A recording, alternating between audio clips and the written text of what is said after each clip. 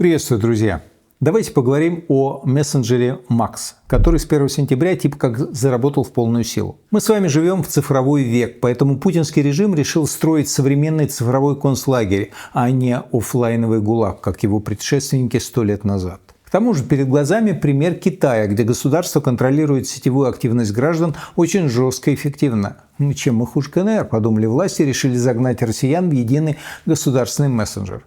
Что же получилось? Давайте разбираться. 1 сентября Max должен был выйти из стадии тестирования и представить интеграцию с госуслугами, а также возможность создавать собственные каналы. До сих пор это делалось в ручном и непрозрачном режиме. Создатели мессенджера сами заводили копии популярных телеграм-каналов, причем не объясняя принципы отбора и зачастую без ведома настоящих владельцев каналов. А еще с начала осени мессенджер Max должен был предустанавливаться на все продающиеся в России смартфоны. Помимо этого, на смартфонах должен был быть русский магазин приложений RuStore.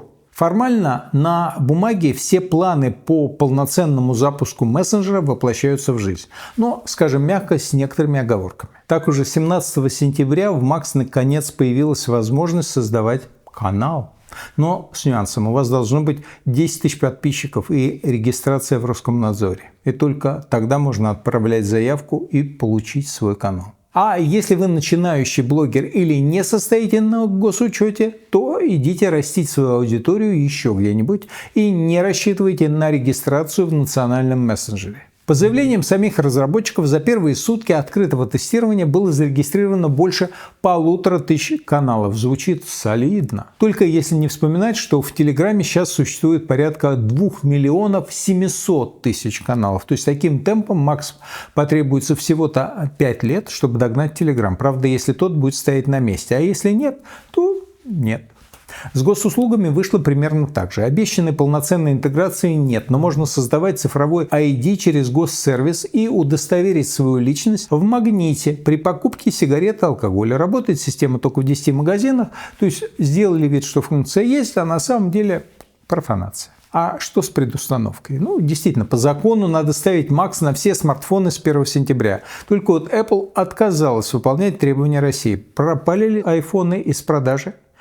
Как бы не так. На маркетплейсах полно айфонов. Где-то просто пишут, что у телефона есть особенности или недостатки, подразумевая отсутствие RuStore и Max, а где-то ничего не пишут и продают как есть. Россияне, естественно, айфоны с такими недостатками с удовольствием покупают. То есть и в этой части изменения в силу не вступили, но, в общем-то, всем плевать. Не закон, а фикция. При этом создатели сервиса Max отчитываются о грандиозном успехе. Они утверждают, что у приложения уже 35 миллионов регистраций и 1 миллиард сообщений. Опрос Левады показывает совсем другую картину. Согласно ему, по популярности Max обошел только допотопный Viber, который заблокировали еще в декабре прошлого года. Max пользуется 6% респондентов, Viber 4%. 6% россиян в возрасте 18+, значительно меньше заявленных 35 миллионов. Но вот откуда же взялась эта грандиозная цифра? Да, все просто. Max загоняют принудительно. Например, школьные чаты. Это те самые 35 миллионов человек, которые раньше существовали в удобном WhatsApp. И хотя министр образования Кравцов обещал, что насильно никого переводить не будут, московской мэрии, например, уже заявили, что все школы переведут в Max. Пилотные проекты по такому добровольно-принудительному переходу уже идут в 6 регионах. А если вы не создали себе аккаунт в Max, то за вас это сделает сам мессенджер. От людей начали поступать жалобы, что они находят там своих друзей, которые не регистрировались в сервисе. Видимо, так 35 миллионов и насобирали. А кто не будет переходить в Max добровольно, тому отключат газ. А если не будут брать, отключим газ. Почти газ. Псковский губернатор решил давать оповещение об атаках дронов только в Max. Буквально: хочешь выжить — устанавливай Max. Не хочешь Max — не узнаешь о прилете. Впрочем, продержался губернатор недолго. 12 сентября, когда в Пскове закрывали аэропорт и был сбит один дрон, он действительно писал об опасности только в Max. Зато через 2 дня продолжал писать о дронах в Телеграме. А белгородский губернатор Гладков, видимо, насмотрелся курсов онлайн-маркетологов и стал публиковать предупреждения о дронах и обстрелах в Max на 10 минут раньше, чем в других каналах. Так сказать, эксклюзивный контент для перетока аудитории. Маркетинговые ухищрения губернатору не помогли. В его канал в Макс перешли лишь 25 тысяч человек, около 5% от аудитории в Телеграме. То есть люди буквально готовы рисковать жизнью и на 10 минут дольше ждать о предупреждении о воздушной атаке, лишь бы не идти в Макс. Дальше всех по пути принуждения и манипуляции прошел один ростовский морг. Это учреждение вынуждает устанавливать мессенджер родственников погибших на войне в Украине. Теперь опознание тел по видеосвязи и обновление статуса результатов ДНК-экспертиз можно провести только в канале морга в Макс. Но умение сопротивляться государственному принуждению глубоко сидит в исторической прошивке россиян. В результате граждане стали активно скупать поддержанные смартфоны. На Авито даже появилось множество объявлений о продаже старых и сломанных телефонов, а продавцы отдельно отмечают, что для установки Макс они подойдут. Россиян очень волнует безопасность использования государственного мессенджера. Когда вы устанавливаете сервис, он просит у вас разрешения на доступ к камере, экрану устройства, геолокации, файлам, контактам, прочей важной информации. Одни IT-эксперты стали называть мессенджер программой шпионом. Другие говорят, что аналогичные разрешения запрашивают и все остальные программы. Ничего страшного тут нет. На самом деле правы и те, и другие.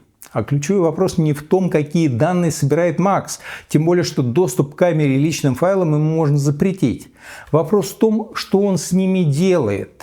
И в этом смысле государственный мессенджер, конечно, менее безопасен, чем привычный Telegram, WhatsApp и другие. Естественно, что при государственном контроле за интернет-провайдером тайна вашей переписки и звонков – это очень условная вещь. Но про Макс надо понимать, что любое сообщение, звонок или локация в этом мессенджере доступно товарищу майору вообще без всяких усилий. Впрочем, россияне это и так понимают. У Макс все настолько плохо с репутацией, что в Госдуме приходится заверять людей, что мессенджер не будет автоматически оформлять на них доносы. А комсомолка с обложки уверяет граждан, Макс не шпионит за россиянами.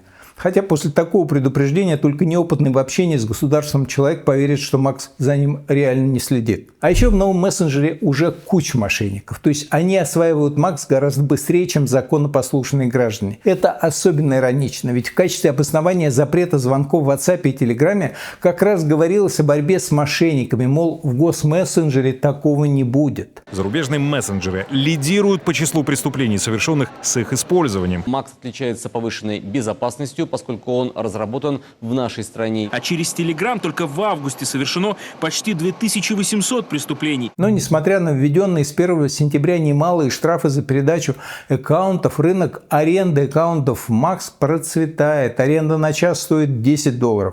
Доля мошеннических звонков через Макс уже сейчас приближается к 10%. А к концу года эксперты ждут всех 20%. Например, недавно через звонок в Макс у москвички украли почти 600 тысяч рублей. Сначала ей звонили якобы сотрудники Почты России, госуслуг, Росфинмониторинга. Они уговаривали ее перейти в Макс, где безопасно. А там аферу завершил фейковый ФСБшник в рубашке с погонами на фоне портрета Путина.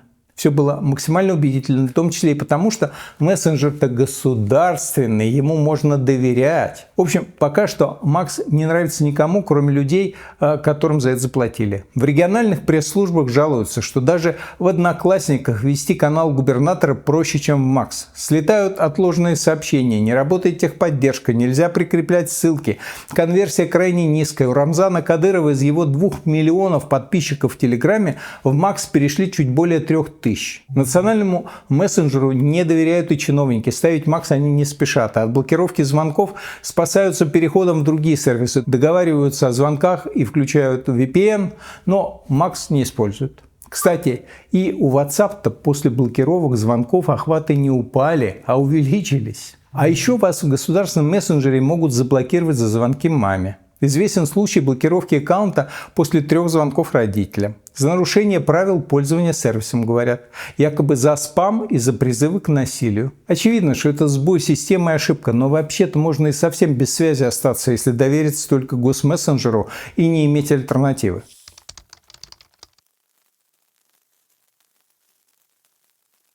В общем, разрекламированный и насаждаемый национальный мессенджер оказался сырым, неудобным и небезопасным сервисом. Все настолько плохо, что чиновникам приходится объясняться и самим выступать против окончательных блокировок Телеграма и WhatsApp.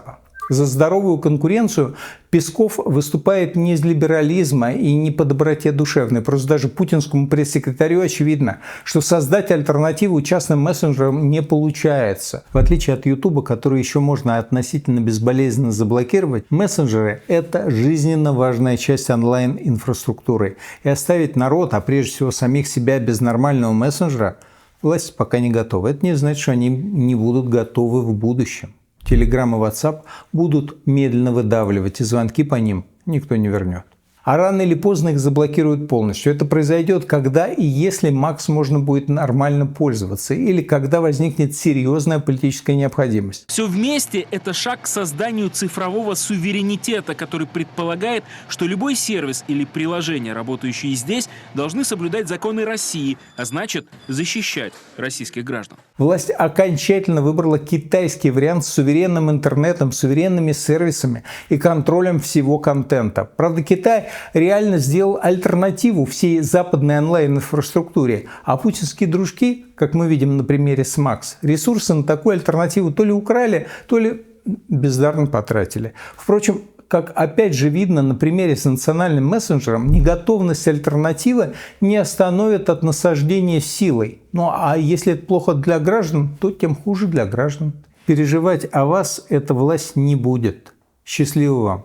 Ставьте VPN, подписывайтесь на мои каналы, и еще какое-то время мы продержимся на связи.